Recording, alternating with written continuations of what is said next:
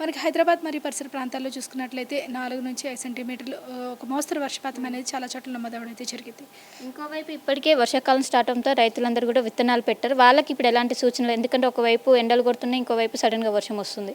దాదాపుగా ఈ 3 రోజులు కూడా ఇటువంటి మోస్తరు వర్షపాత సూచనలే కనిపిస్తున్నాయి. భారీ వర్షపాతాలనేవి అక్కడక్కడ మాత్రమే కనిపిస్తున్నాయి కాబట్టి, రెగ్యులర్ మార్నింగ్ ఇరిగేషన్ షెడ్యూల్ అనేది కంటిన్యూగా చేసుకోవడం వల్ల, స్ప్రింక్లింగ్ ఇరిగేషన్ చేయడం వల్ల ఏంటంటే, అదే నాట్లనేవి క్రమంగా మనకి పంట వరకు చేరుకునే అవకాశం అయితే కనిపిస్తుందనమాట. ఈ 3 రోజులు ఏమైనా అలర్ట్స్ జారీ చేస్తున్నారా?